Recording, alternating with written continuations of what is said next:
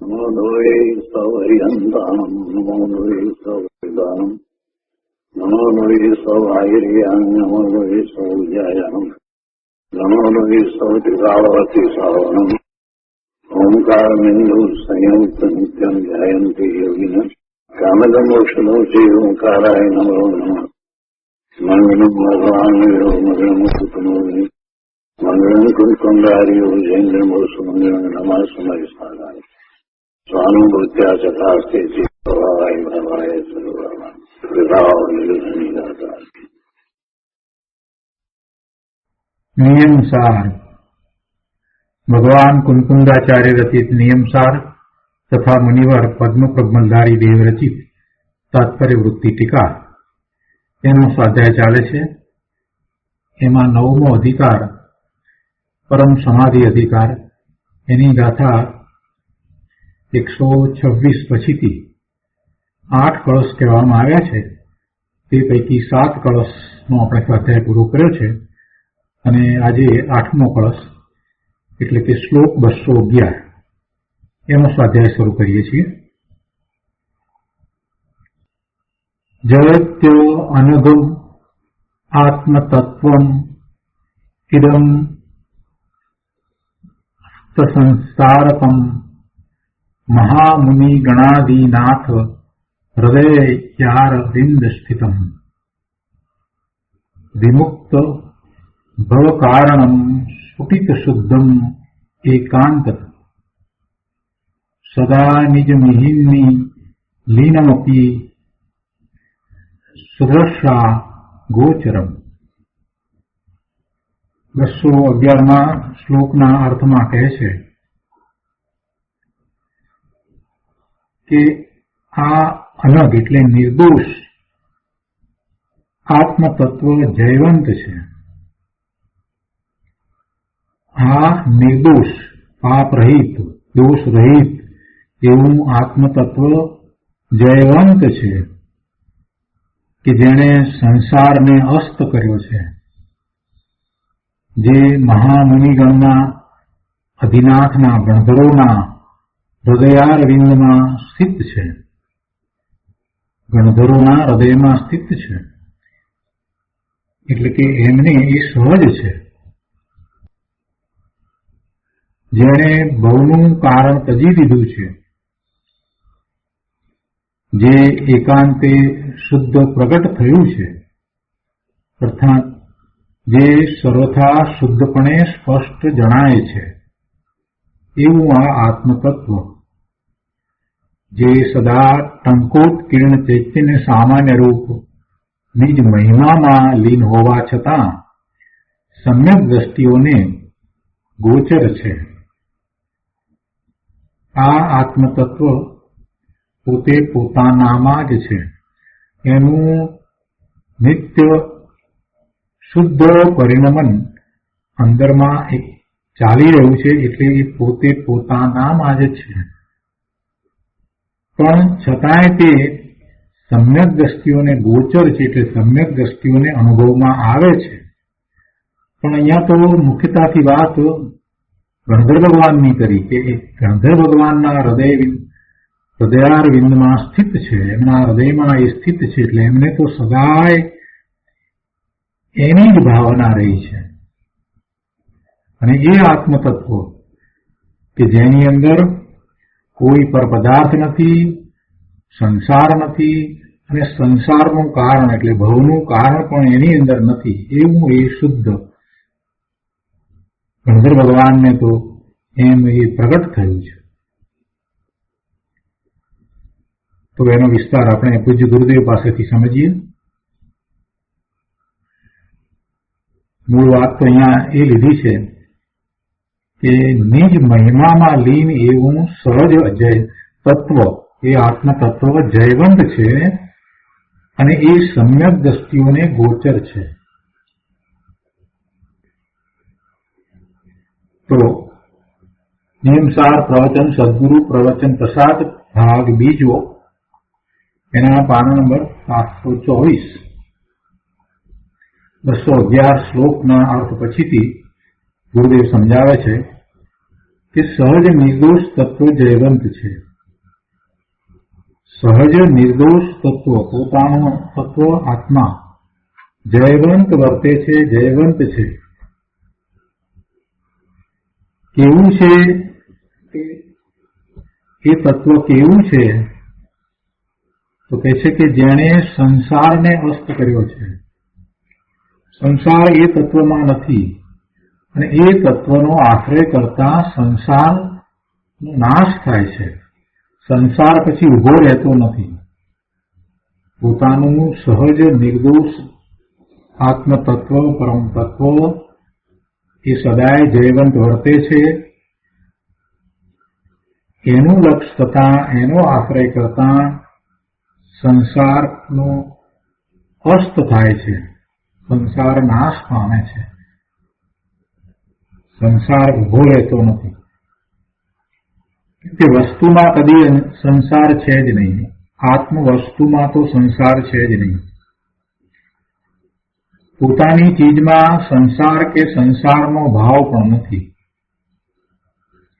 એટલે એવી પોતાની ચીજનું લક્ષ્ય કરવું, એની ભાવના કરવી, એમ કરતા સંસારનો નાશ થાય છે.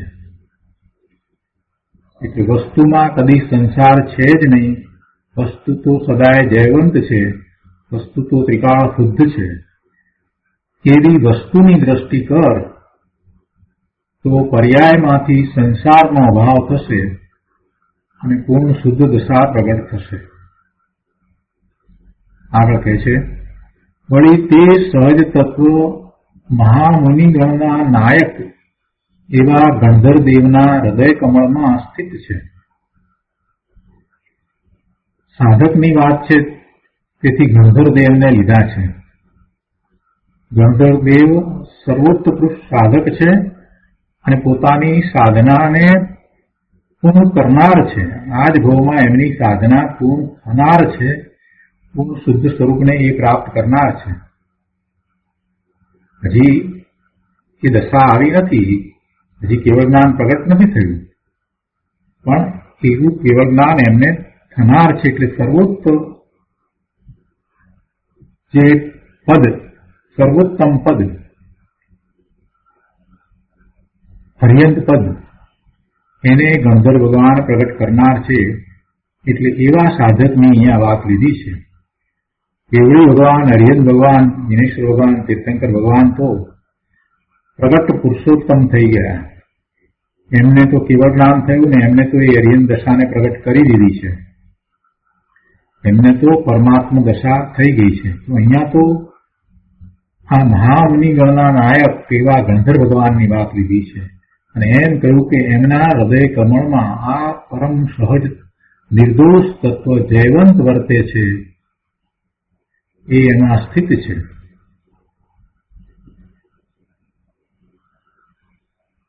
એક અહીંયા ઉદાહરણ લઈ અને ગુરુદેવ આગળની વાતને સમજાવે છે કે દુષ્કાળ પડે ત્યારે લોકોને ખાવાનું ન મળે અને પહેલાના વખતમાં એવી રીતે રાજ શાસન હતું તો લોકો રાજા પાસે જતા. એટલે દુષ્કાળમાં માણસો રાજા પાસે એવો દુષ્કાળ પડ્યો છે ત્યારે ગયા અને પૂછ્યું કે કાંઈ ખાવાનું મળતું નથી તો અમારે ખાવું શું? રાજા બહુ હોશિયાર, ડાયો, સારો, લોકોની સંવેદનાને સમજે એવો નહીં હોય, લોકોની સ્થિતિને સમજે એવો નહીં હોય, એટલે એને તો કહી દીધું કે ખાઓ, ખાંડ ખાઓ, ખાજા ખાઓ, બધું ખાઓ ને. કેમ કે એને ઘેરે તો ક્યાં દુષ્કાળ હતો, રાજાને ક્યાં દુષ્કાળ હતો? રાજાને તો બધું બારે માસ એક સરખું મળતું હતું, એટલે એને તો એ દુષ્કાળનો ખ્યાલ ન હતો.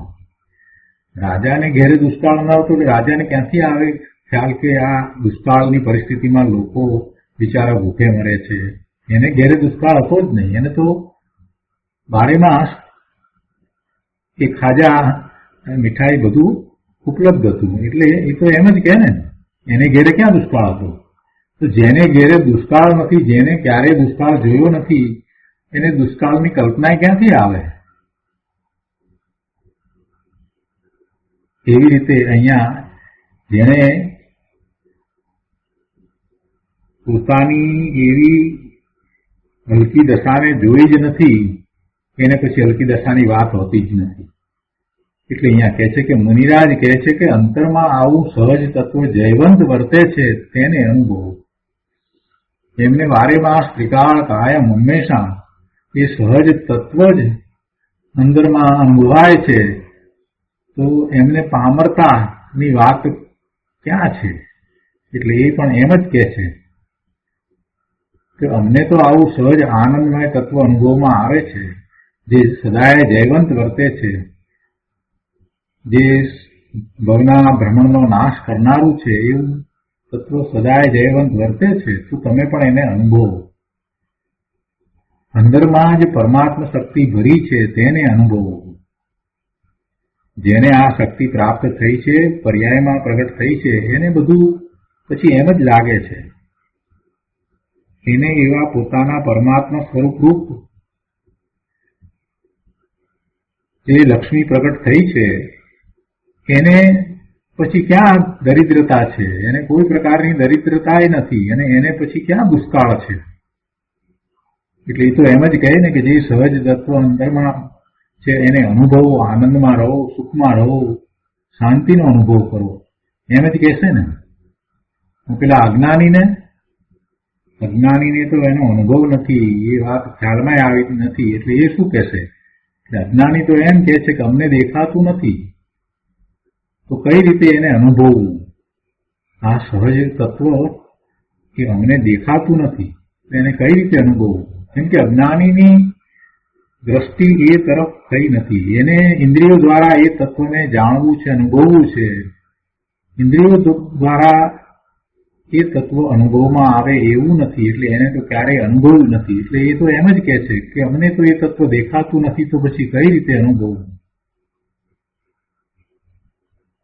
તો મુનિરાજ કહે છે કે અરે ભાઈ, તારા સ્વભાવમાં એ તત્વનો અભાવ નથી, એ તત્વ તારા સ્વભાવ રૂપે જ છે. તારા સ્વભાવમાં દુષ્કાળ નથી. અહીંયા ઉપર દુષ્કાળનું ઉદાહરણ આપ્યું ને, એટલે ગુરુદેવે એ શબ્દ પ્રયોગ કર્યો છે અહીંયા કે તારા સ્વભાવમાં એ તત્વનો દુષ્કાળ નથી, એ તત્વનો અભાવ નથી. તારા સ્વભાવગત એ તત્વ તો છે, પણ તું પર્યાય બુદ્ધિ થયો છો, તું વર્તમાન પર્યાયનું લક્ષ્ય કરે છે, એટલે એ તત્વ તને દેખાતું નથી, જણાતું નથી, એનો નિર્ણય થતો નથી, ને એનો પુરુષાર્થ તને ઉપડતો નથી. પર્યાય બુદ્ધિમાં તને આનંદનો દુષ્કાળ દેખાય છે, પણ સ્વભાવમાં તો પરમ આનંદનો શું કાળ છે? પંચમ કાળને વિશે અત્યારે દિનેશ્વર ભગવાનના વિરહ પડ્યા ત્યારે પણ એ પરમ તત્વ તો એવું ને એવું સૌના હૃદય કમળમાં વિરાજમાન છે. જે એના તરફ દ્રષ્ટિ કરે છે, જે એનું મહાત્મ્ય લાવીને એને પ્રગટ કરવાનો પુરુષાર્થ કરે છે, એને એ આનંદ સ્વરૂપ, જ્ઞાન સ્વરૂપ તત્વ અનુભવમાં આવે જ છે. માટે વસ્તુ સ્વભાવમાં દ્રષ્ટિ કરીને જો, તો તે વસ્તુમાં ભવના કારણોનો કોઈ ભાવ નથી, અને તે એકાંતે શુદ્ધ ત્રિકાળ પ્રગટ છે. અંતર્મુખ એવું ને એવું સદા શુદ્ધ બિરાજમાન આવું સહજ તત્વ સદા નિજ મહિમામાં લીન છે. આ તત્વ કેવું છે? તો પોતે પોતાની અંદર જ લીન છે. અંતર્મુખ એવું ને એવું સદા શુદ્ધ બિરાજમાન આવું સહજ તત્વ સદા નિજ મહિમામાં લીન છે. જો એ નિજ મહિમા એ કાંઈ વિકલ્પ રૂપે કરતું નથી. એ તત્વ પોતાનો જેવો મહિમા છે, એટલે કે જેવું સામર્થ્ય છે એને કારણે એ મહિમા છે, તો એવા સામર્થ્યમાં જ રહ્યું છે. સામર્થ્ય જેવું છે એવા સામર્થ્ય સહિત પોતે પરિણમી રહ્યું છે, એટલે સામર્થ્યમાં જ લીન રહ્યું છે, પોતાના નિજ મહિમામાં લીન છે. એને પરની અપેક્ષા નથી, પરનું લક્ષ્ય થતું નથી. પોતે પૂર્ણ છે, પરિપૂર્ણ છે, સહજ છે, આનંદમય છે, જ્ઞાનમય છે, પોતે પોતામાં જ રહ્યું છે. છતાં તે એટલે કે એવું પરમ તત્વ સમ્યક દ્રષ્ટિ ધર્માત્માઓને જ્ઞાન ગોચર છે. એવું એ તત્વ એનું જે લક્ષ્ય કરે છે, એનું જે શ્રદ્ધાન કરે છે, એવા સમ્યક દ્રષ્ટિ ધર્માત્માઓને પોતાના જ્ઞાનમાં અનુભવમાં આવે છે. અંતરદ્રષ્ટિમાં સમ્યક દ્રષ્ટિઓને આવું તત્વ અનુભવ ગોચર છે. એક વખત એનો અનુભવ કરે, એમાંથી આવતા અતિન્દ્રિય આનંદનો અનુભવ કરે, પછી બધું સહેલું થઈ જાય છે. ઇન્દ્રિયોથી ગોચર નથી, પણ ચૈતન્યના જ્ઞાનથી સમ્યક દ્રષ્ટિઓને તે ગમ્ય છે. ઇન્દ્રિયોથી એ તત્વને અનુભવવાનો જે એનો મિથ્યા પ્રયાસ છે, એ પ્રયાસને છોડીને એના સ્વરૂપને સમજે અને પછી એ જે રીતે અનુભવમાં આવે છે એ રીતે એનો પ્રયાસ કરે. નિર્વિકલ્પ ધ્યાનમાં એ તત્વ અનુભવમાં આવે છે તો એવો એ અભ્યાસ કરે, એવો પ્રયાસ કરે, એવો પુરુષાર્થ આદરે તો એ અનુભવમાં આવે એવું છે. કેમ કે આત્માનો જ્ઞાન સ્વભાવ છે અને જ્ઞાન સ્વભાવ કોને ન જાણે, કોને ન અનુભવે. જ્ઞાન પોતે પોતાને ન અનુભવે એમ તો હોય જ નહીં. જ્ઞાનમાં જગતના બધા જ્ઞેયો ઝળકે. જ્ઞાનમાં પર જણાય અને સ્વ ન જણાય એમ કેમ બને? એ જ્ઞાન ગોચર છે. ચૈતન્યના જ્ઞાનથી એ સમ્યક દ્રષ્ટિઓને તો ગમે છે, પણ જે એવો પુરુષાર્થ કરે છે એ સૌને એ ગમ્ય થાય છે અને એમ એને સમ્યક્ત્વ પ્રગટ થાય છે. પહેલા સહજ તત્વને સાહિક વગેરે ચારે ભાવોથી અગોચર કહ્યું. જો એ ચાર ભાવોથી જે અગોચર કહ્યું તો એમાં કહેવાનો આશય એવો હતો કે શેના લક્ષ્ય એ તત્વ પોતાને અનુભવમાં આવે, તો એ અપેક્ષાથી જે ચાર ભાવ કયા, ઔદૈહિક ભાવ, ઔપસમિક ભાવ, ક્ષયોપસમિક ભાવ અને ક્ષાયિક ભાવ, તો એ ચાર ભાવનું લક્ષ્ય કરતા એ અનુભવમાં ન આવે એમ વાત કરી હતી. પણ અહીંયા વાત એમ કરવી છે કે એ ચાર ભાવ પૈકીનો ઔદૈહિક ભાવ છે એને છોડીને બાકીના જે ત્રણ ભાવ છે, ઔપસમિક ભાવ, ક્ષયોપસમિક ભાવ અને ક્ષાયિક ભાવ, એ ક્ષાયિક ભાવમાં એને એ તત્વ અનુભવમાં આવે છે. પણ કઈ રીતે અનુભવમાં આવે છે? તો કોઈ લક્ષ્ય એનું કરતા એને ઔપસમિક ભાવમાં એ તત્વ અનુભવાય છે, ક્ષયોપસમિક ભાવમાં એ તત્વ અનુભવાય છે, ક્ષાયિક ભાવમાં એ તત્વ અનુભવાય છે.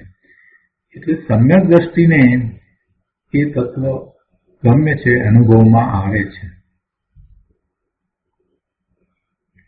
ઔદૈહિક આદિ ચાર ભાવોથી અગોચર કરવું, ત્યાં તો એ પર્યાયના આશ્રય તે ગમ્ય થતું નથી એમ બતાવવા માટે કરવું. પર્યાયનો આશ્રય કરતા એ તત્વ અનુભવમાં આવતું નથી. પર્યાયનો આશ્રય થઈ શકતો નથી. પર્યાયનો આશ્રય કરવા જાય એટલે વિકલ્પ થાય છે, પણ સ્વરૂપમાં જવાતું નથી, સ્વરૂપ તરફ ઢળાતું નથી. કેમ કે એક સમયની પર્યાય જે વિલીન થઈ ગઈ છે એ હવે રહી નથી, ત્યાં એકાગ્રતા થતી નથી અને માત્ર એ પર્યાય સંબંધીનો વિકલ્પ જ રહી જાય છે. એટલે પર્યાયના આશ્રય નવી નિર્મળ પર્યાય થાય નહીં. નિર્મળ પર્યાય વિતરાગી પર્યાયના આશ્રય પણ નવી નિર્મળ વિતરાગી દશા થતી નથી એમ બતાવવા માટે ત્યાં એ વાત અગાઉ લેવામાં આવી કે દ્રવ્યના આશ્રય ત્રિકાળી શુદ્ધ ધ્રુવ તત્વના આશ્રય જેવા નિર્મળ પરિણામ થાય છે. પણ એ નિર્મળ પરિણામ છે તે શું છે? એ નિર્મળ પરિણામ વખતે કેવો ભાવ છે? ઔપસમિક ભાવ છે, ક્ષયોપસમિક ભાવ છે, ક્ષાયિક ભાવ છે. એટલે એવા ભાવમાં જ એ અનુભવે છે. ભાવનું લક્ષ્ય કરીને નથી અનુભવતો. લક્ષ્ય તો ત્રિકાળી ધ્રુવનું કરે છે, પણ અનુભવાય છે ત્યારે એ ભાવ છે ઔપસમિક, ક્ષયોપસમિક કે ક્ષાયિક ભાવ છે. આ વાતને બરાબર સમજવાની છે.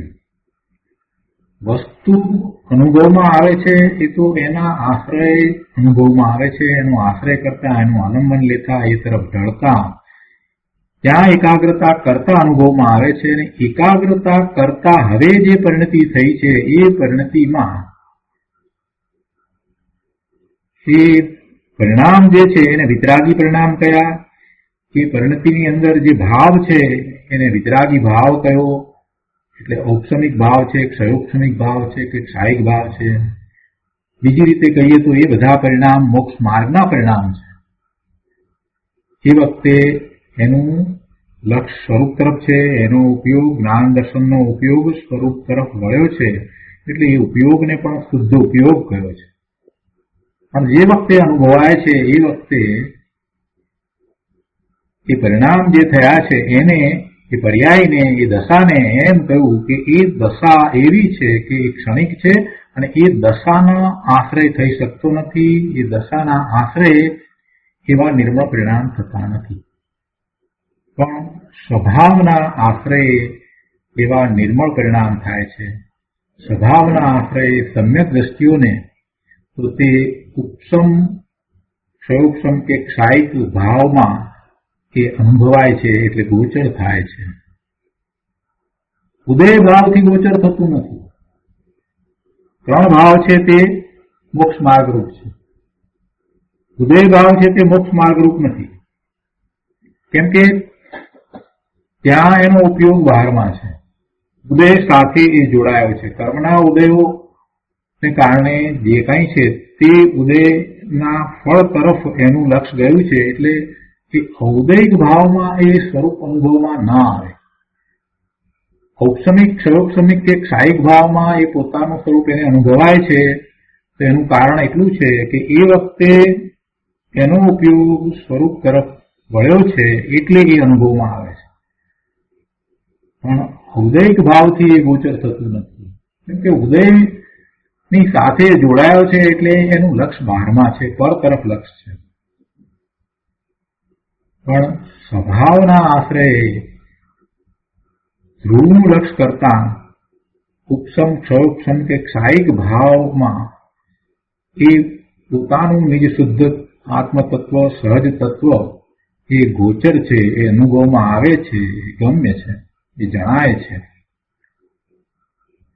માટે આ વાતને જેમ છે તેમ બરાબર સમજવી. ઔપસમિક, ક્ષયોપસમિક કે ક્ષાયિક ભાવમાં આશ્રય એ તત્વ ગોચર નથી, પણ એવા ભાવમાં એ તત્વ ગોચર છે. એટલે જ્યાં જેમ છે તેમ જે અપેક્ષા છે તેને તે રીતે સમજવી જોઈએ. કૃપાળુદેવે પણ કહ્યું છે ને કે જ્યાં જ્યાં જે યોગ્ય છે ત્યાં સમજવું તે. તો આ રીતે 211મો શ્લોક અહીંયા પૂરો થાય છે.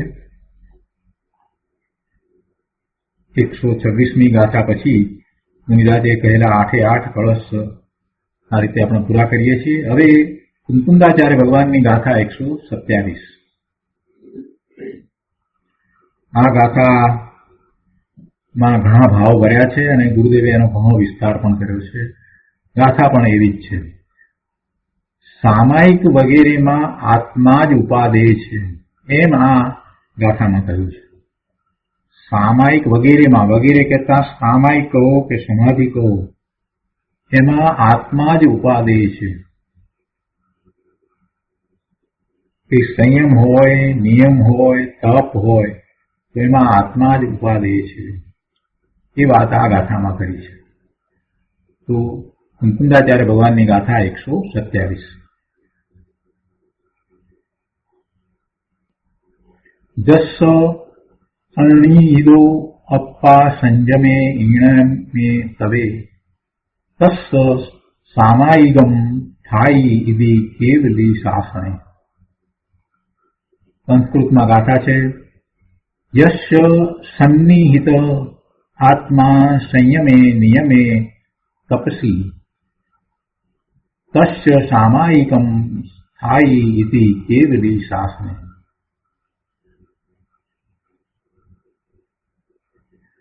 આ સન્નિહિત શબ્દ છે ને એને ખ્યાલમાં રાખવા જેવો છે. સન્નિહિત એટલે સમીપમાં. ગુજરાતીમાં ગાથા છે. સંયમ નિયમ ને તપ વિશે આત્મા સમીપ છે જેહને, સ્થાયી સામાયિક તેહને ભાખ્યું શ્રી કેવળી શાસને. 127મી ગાથાના અર્થમાં કહે છે, અન્વયાર્થમાં કહે છે કે યસ્ય એટલે જેને, સંયમે નિયમે તપસી એટલે સંયમમાં, નિયમમાં અને તપમાં, આત્મા સન્નિહિત એટલે આત્મા સમીપ છે, તસ્ય સામાયિકમ સ્થાયી ઇતિ કેવલી શાસને. તેને સામાયિક સ્થાયી છે એમ કેવડીના શાસનમાં કહ્યું છે. જેને સંયમમાં, નિયમમાં અને તપમાં આત્મા સમીપ છે તેને સામાયિક સ્થાયી છે એમ કેવળી શાસનમાં કહ્યું છે. એને જ પછી સમાધિ હોય.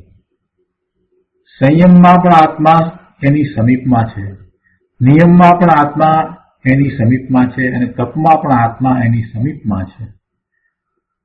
સર્વ અવસ્થાઓને વિશે જેને આત્મા સમીપમાં વર્તે છે, મોક્ષ માર્ગના પુરુષાર્થમાં હંમેશા જેને આત્મા સમીપમાં વર્તે છે એને સ્થાયી સામાયિક છે, એને સમાધિ છે.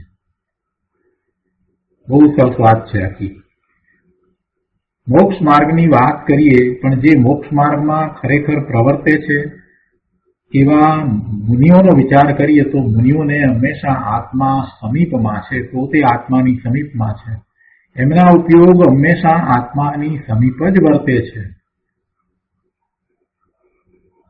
નિર્વિકલ્પ ધ્યાનમાં પણ એમને આત્મા સમીપમાં છે અને સવિકલ્પ દશામાં પણ એમને આત્મા સમીપમાં જ છે.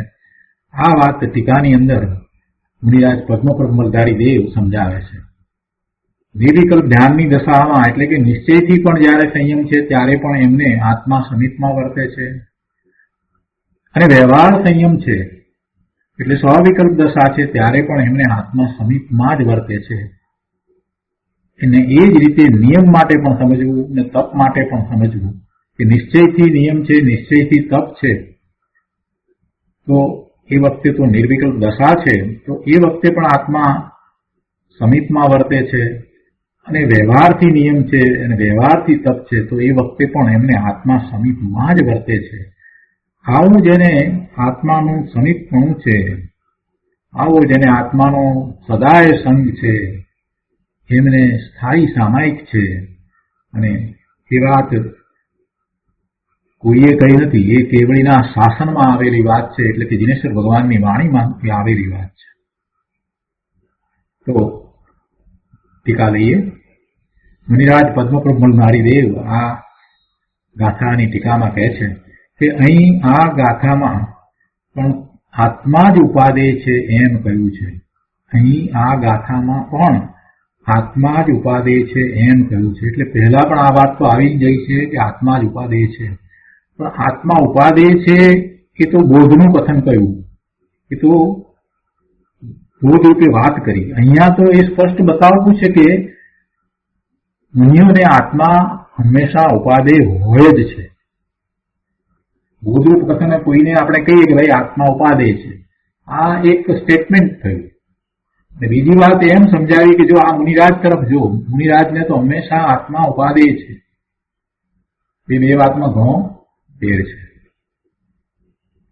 જે છે એની વાત છે અહીંયા. પછી એના ઉપરથી તારે જે બોધપાઠ લેવો એ લેજે પ્રભુ, અહીંયા જે છે એને તું સમજ. શું કહે છે મુનિરાજ? કહે છે કે બાહ્ય પ્રપંચથી અહીંયા આ જે વર્ણન કર્યું છે ને એમાં એક વાત ધ્યાનમાં રાખજો, ફરીથી કહું છું કે સંયમ, નિયમ અને તપ એ ત્રણની વાત કરી છે અને ત્રણની નિશ્ચયથી અને વ્યવહારથી એમ વાત કરવામાં આવી છે. એટલે બધી વાતને એક સાથે લેવામાં આવી છે. એટલે ખરેખર આ આખો પેરેગ્રાફ એક વાક્યનો જ છે. એટલે શાંતિથી એ વાતને લક્ષમાં રાખજો. એટલે ગોટાળો ગૂંચવાળો કઈ નહીં થાય, અઘરું પણ નહીં લાગે. ભલે આખું એક વાક્ય આખા પેરેગ્રાફનું છે પણ 6 વાત કહેવામાં આવી છે. 6 વાત કઈ રીતે બને છે? સંયમની વાત છે, નિયમની વાત અને તપની વાત છે. તો ત્રણેયની નિશ્ચય અપેક્ષા અને વ્યવહાર અપેક્ષાએ વાત કરી એટલે 6 વાત એક સાથે લીધી છે. તો તો અહીંયા કહે છે કે બાહ્ય પ્રપંચથી પરાંગમુખ અને સમસ્ત ઇન્દ્રિય વ્યાપારને જીતેલા એવા જે ભાવિ જીનને પાપ ક્રિયાની નિવૃત્તિ રૂપ બાહ્ય સંયમમાં કાય વચન મનોગુપ્તિ રૂપ સમસ્ત ઇન્દ્રિય વ્યાપાર રહિત અભ્યંતર સંયમમાં, જો બે સંયમ લીધા અહીંયા, અને કોના સંયમ લીધા? પહેલી વાત તો આજે બધી વાત ત્રણ લીધી છે. કોની લીધી છે? ભાવિ જીન. ભાવિ જીનની વાત લીધી છે. ભાવિ જીનેશ્વર એટલે અહીંયા તો ગણધર ભગવાનની વાત લેવાની છે. શું કહ્યું? કે જેમણે ઇન્દ્રિય વેપારને જીત્યો છે, હવે ઇન્દ્રિયનો વેપાર એમને રહ્યો નથી, ઇન્દ્રિયોને જીતી લીધી છે, એવા જે ભાવિ જીન, ભાવિ જીન એટલે ભાવિ જીનેશ્વર ગણધર ભગવાનની વાત લીધી છે. આસન ભવ્ય જીવની વાત લીધી છે. બધું શું કહે છે? બાહ્ય પ્રપંચથી પરાંગમુખ, બાહ્ય પ્રપંચથી પરાંગમુખ થયા છે, એ તરફથી તો લક્ષ્ય હટાવી લીધું છે, એ તરફ તો પીઠ કરી દીધી છે, હવે તો એનું લક્ષ્ય તો થતું નથી. એટલે બાહ્ય પ્રપંચથી પરાંગમુખ અને બીજું સમસ્ત ઇન્દ્રિયોના વેપારથી રહિત થયા છે, એટલે સમસ્ત ઇન્દ્રિય વેપારને જીતેલા કોણ છે? એવા ભાવિ જીન. એવા ભાવિ જીનને શું છે? તો કે છે કે પાપ ક્રિયાની નિવૃત્તિ રૂપ બાહ્ય સંયમ છે. પાપ ક્રિયાની નિવૃત્તિ રૂપ બાહ્ય સંયમ છે. મુનિને બાહ્ય સંયમ છે 28 મૂળ ગુણ સહિત એવું દ્રવ્યલિંગ છે. એમાં પાપની તો નિવૃત્તિ છે, પાપ તો હવે રહ્યું જ નથી એવો સંયમ. એટલે કે છે કે એમને એવા પાપ ક્રિયાની નિવૃત્તિ રૂપ બાહ્ય સંયમ છે, અને એ બાહ્ય સંયમની અંદર કાય વચન મનોવૃત્તિ રૂપ સમસ્ત ઇન્દ્રિય વેપાર રહિત અભ્યંતર સંયમમાં, જો આ બાહ્ય સંયમ છે ત્યારે એમને એ વખતે સાથે કાયા વચન અને મનની ગુપ્તિ રૂપ અને સમસ્ત ઇન્દ્રિય વેપાર રહિત, એટલે હવે વિકલ્પ પણ નહીં, એવી દશામાં અભ્યંતર સંયમ છે. અને અભ્યંતર સંયમ કેવો છે અને એમાં શું છે?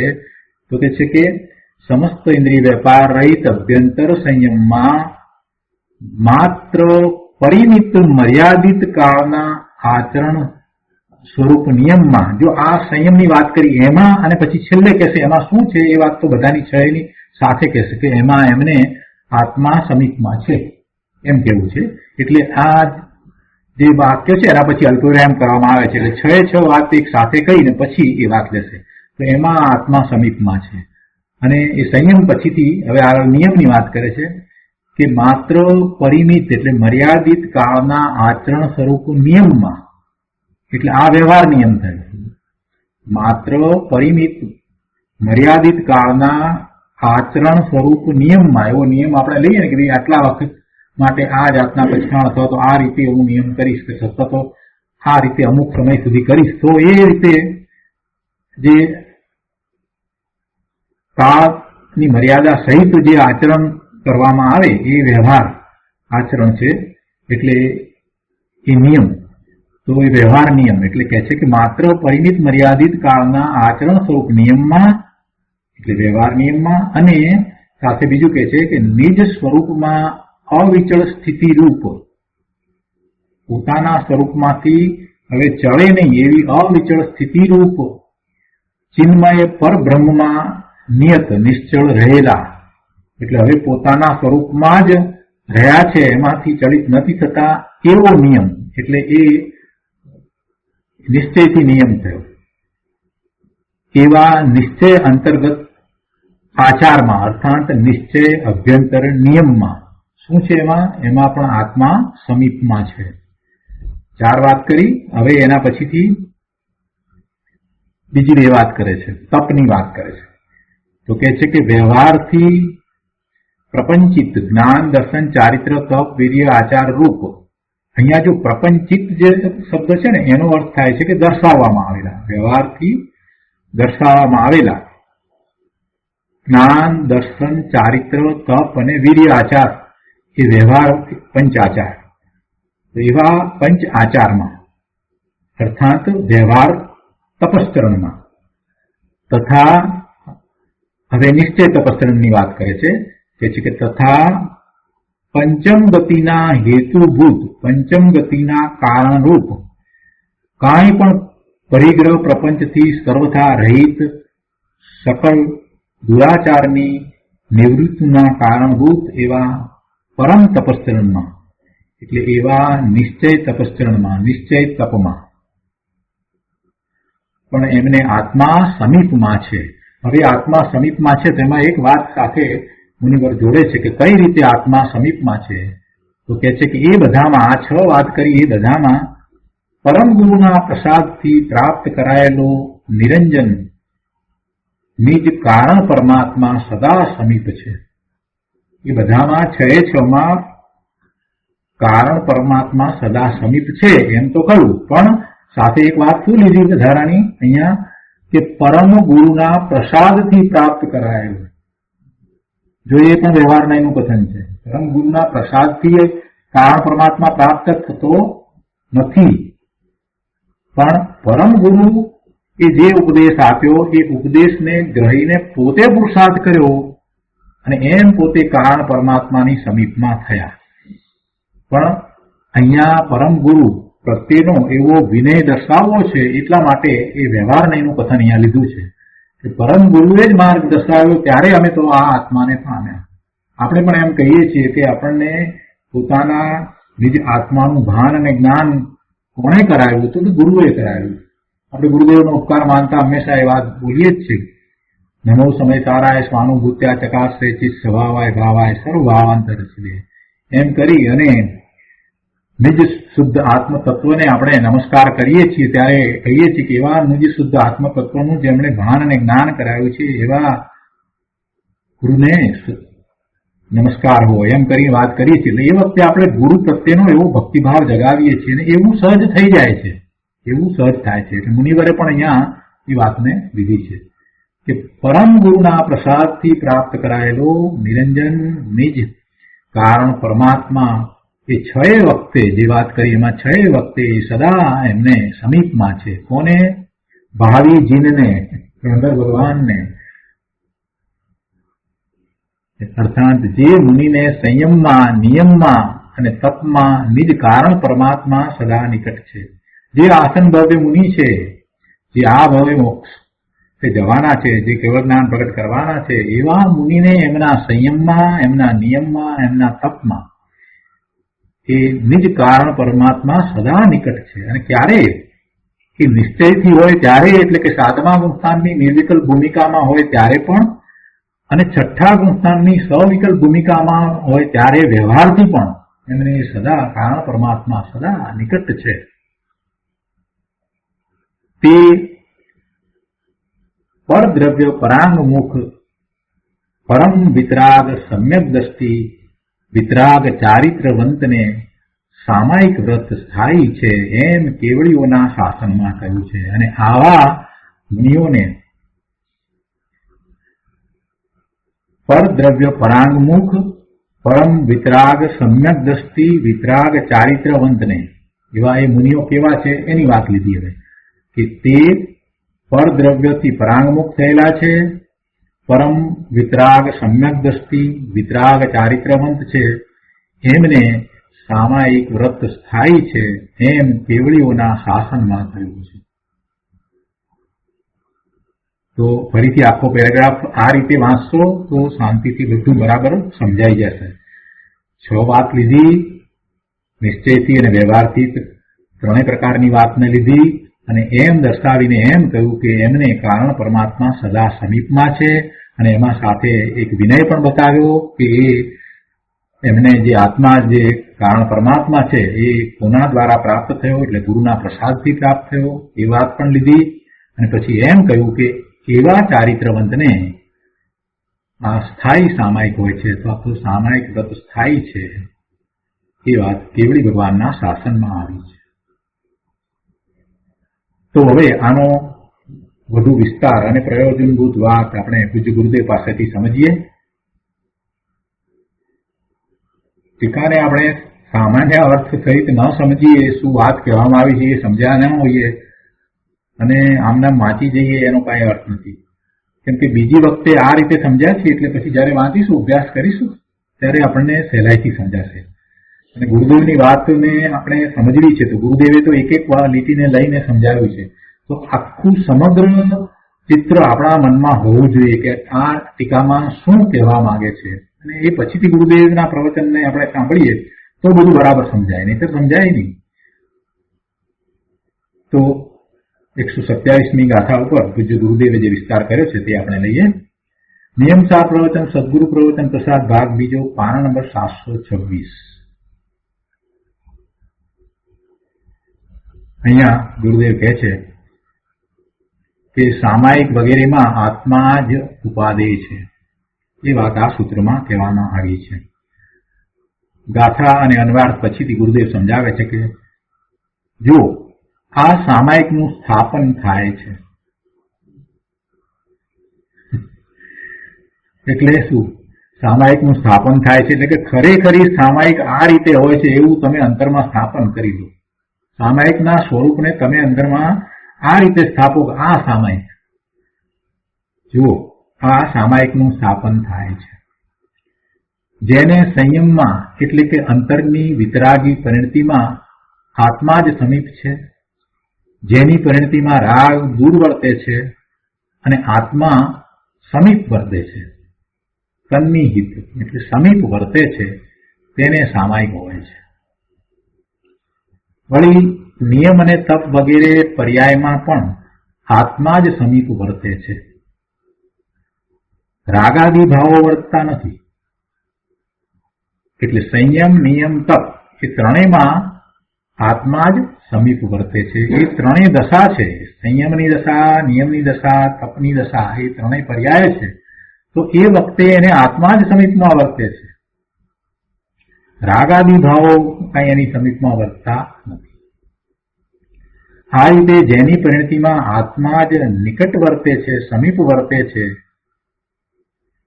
સન્નિહિત છે, એટલે કે જેની પર્યાય આત્માનો આશ્રય કરીને એકાગ્ર થઈ છે, તેને જ સ્થાયી સામાયિક છે એમ કેવડીના શાસનમાં કહ્યું છે.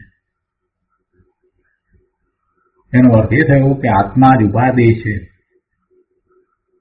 અહીં આચાર્ય દેવે આત્માની સમીપતા કહી છે. ટીકામાં ભાવિ જીન લીધા છે.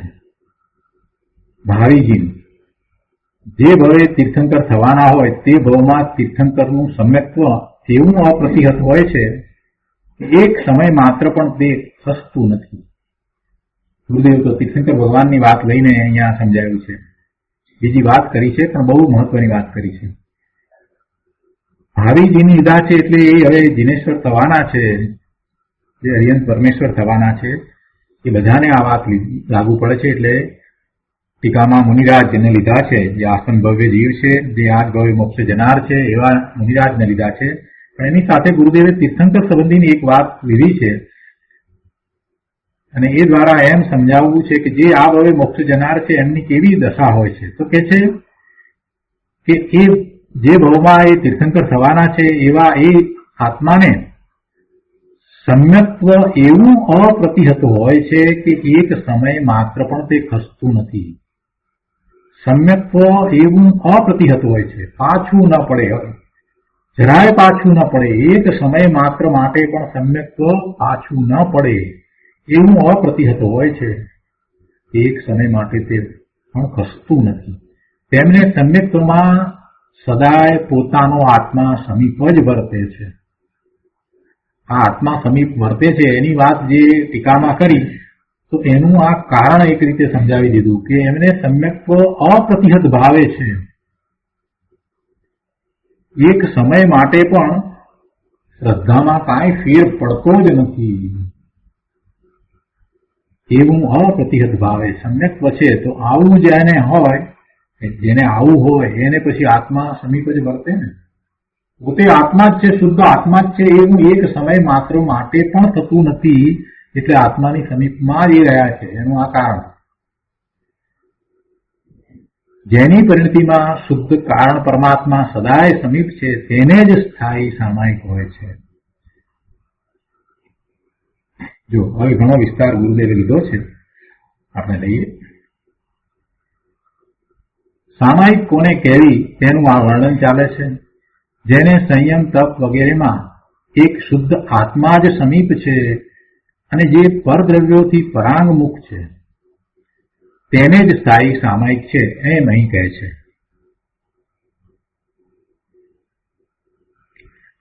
તીર્થંકરના આત્માને તીર્થંકરના ભાવમાં સમ્યક્ત્વ અપ્રતિહત હોય છે. સમ્યક દર્શનમાં સદાય આત્મા જ નિકટ વર્તે છે. તેથી અહીં તેમની વાત લીધી છે. તીર્થંકરના આત્માને પણ પરમ ગુરુના પ્રસાદથી પ્રાપ્ત કરાયેલો તેવો નિજ કારણ પરમાત્મા જ સદા સન્નિહિત વર્તે છે, એટલે સમીપ વર્તે છે. આત્માને સન્મુખ રાખીને જ વ્યવહાર કે નિશ્ચય સંયમ નિયમ તપ વર્તે છે. આત્માને સન્મુખ રાખીને જ વ્યવહાર સંયમ નિયમ તપ વર્તે છે અને નિશ્ચય સંયમ નિયમ તપ વર્તે છે. એ વ્યવહારથી અને નિશ્ચયથી બંને રીતે સંયમ નિયમ અને તપ એ ત્રણેય આત્માને સન્મુખ રાખીને જ વર્તે છે. માટે તે બધામાં ભાવિ જીનને આત્મા જ સમીપ વર્તે છે. આત્માની પ્રાપ્તિમાં સદગુરુનું નિમિત્ત હોય છે તે બતાવવા ગુરુના પ્રસાદની વાત અહીંયા મૂકી છે. ખરેખર તીર્થંકરનો જો વિચાર કરીએ તો તીર્થંકરને સામાન્ય રીતે કોઈ ગુરુ હોતા નથી. એ વાત અહીંયા વિસ્તારપૂર્વક ગુરુદેવે લીધી છે. એ છે કે તીર્થંકરોનો આત્મા આ ભાવમાં તો સ્વયં બુદ્ધ છે. તે જાતે જ દીક્ષા લે છે.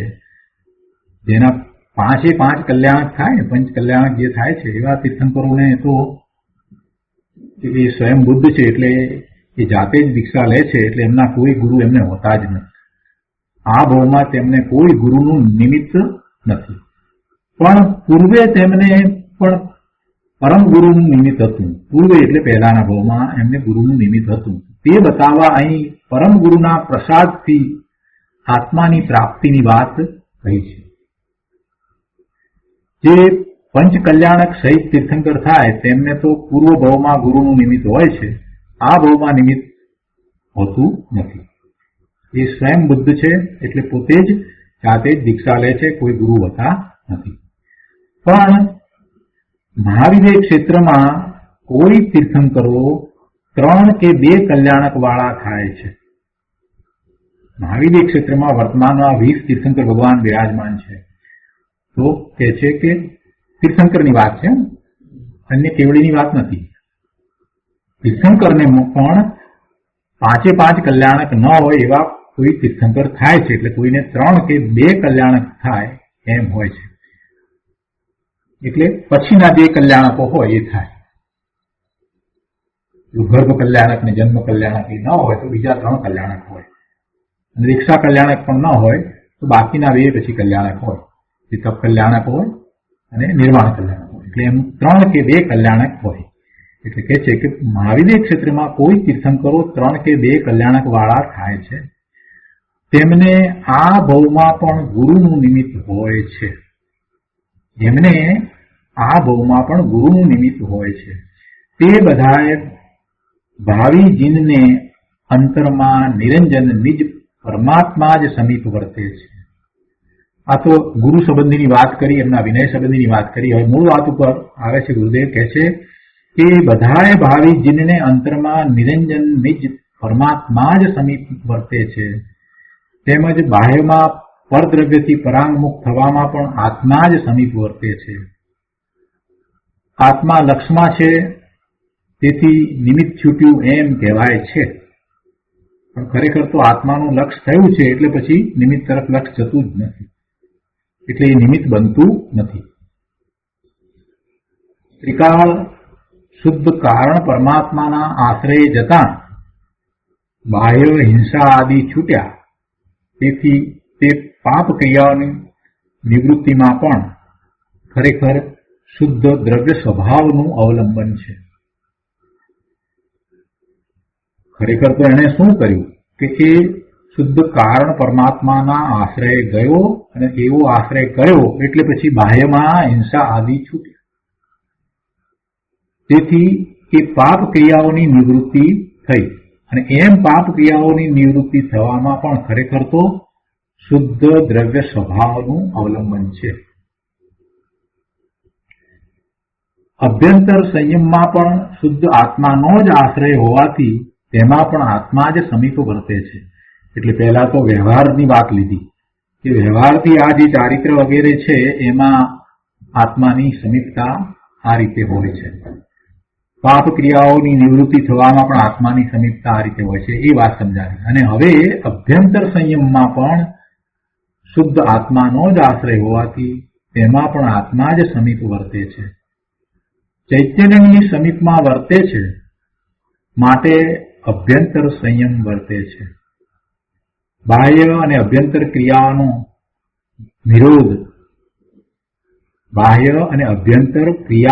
નિરોધ નિજ ચૈતન્ય દ્રવ્યની સમીપ વસતા થાય છે.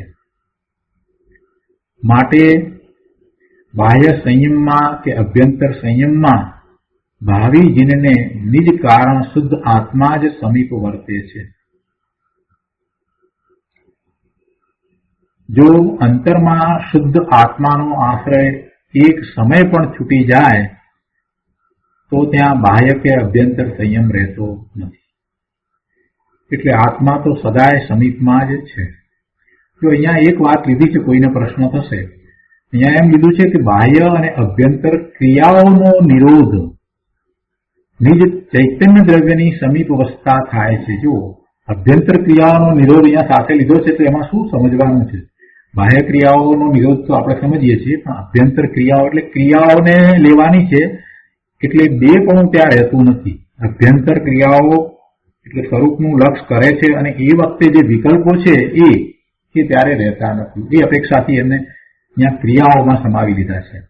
માત્ર પોતે અદ્વૈતપણે પરિણમી જાય છે. એટલે એ અભ્યંતર ક્રિયાઓ જ્યાં કઈ છે તો ત્યાં એનો અર્થ એવો છે એ વિકલ્પો નો નિરોધ. બાહ્ય અને અભ્યંતર ક્રિયાઓ જે કઈ એનો નિરોધ એટલે એમાં વિકલ્પોનો નિરોધ આવી જાય છે.